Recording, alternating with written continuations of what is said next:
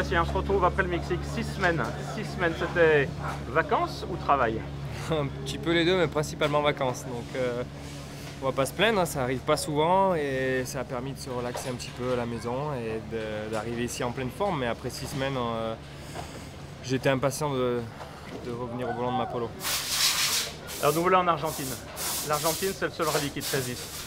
Penses-tu qu'un faux ami t'ait jeté un mauvais sort et as-tu pensé à prendre un gris-gris pour conjurer tout ça? Non, je me pose pas vraiment ce genre de questions. Je pense qu'un jour ou l'autre, ça va bien le faire ici. Il n'y a pas de raison. On a toujours été performants également. C'est passé à peu de choses près ces dernières années, en particulier en 2011. L'année dernière, on a fait un bon rallye également, mais Yari avait été très fort. Donc il est allé chercher la victoire, mais cette année, pourquoi pas. En même temps, on est premier sur la route, donc ça va certainement pas être facile. Mais plus que ça, les conditions s'annoncent très compliquées, très cassantes. Donc il va falloir surtout survivre et passer au travers de ces spéciales difficiles. Pas de superstition, pas d'appréhension à venir ici en Argentine? Non, pas plus d'appréhension. On est en pleine confiance. Après 3 victoires consécutives cette année, plus les 2 de fin d'année dernière, il n'y a pas de raison de se poser de questions. Continuer de la même manière. Alors ce nouveau visage de ce rallye d'Argentine avec des spéciales plus longues et des nouvelles spéciales, tu aimes? Je pense qu'il n'y a pas grand monde qui peut dire qu'il aime ce nouveau parcours parce que quand c'est cassant de la sorte, on a toujours un peu d'appréhension de savoir si la mécanique va suivre. Donc non, c'était plus beau ces dernières années, mais il va falloir faire avec, c'est le rallye. On a toujours des challenges très différents à relever. Ce week-end, c'est celui un petit peu de l'endurance et de la résistance. Alors carton plein depuis le début de la saison.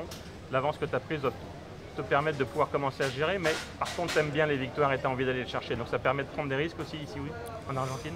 Oui, mais je pense qu'il va falloir faire le bon compromis entre attaque et gestion, parce qu'avec ces conditions très cassantes, il va falloir à certains moments lever un petit peu pour être sûr de ne pas endommager à la fois les pneus ou même la voiture. Mais c'est sûr avec la confiance emmagasinée ces derniers rallyes, on va pouvoir se permettre d'attaquer quand il le faut pour essayer d'aller le plus vite possible. Alors l'attaque et une victoire te permettrait de rattraper des records. Celui de Loeb, 6 victoires d'affilée, et celui des Finlandais, celui des Nations, avec 172 victoires aux Finlandais contre 171 aux Français. Ouais.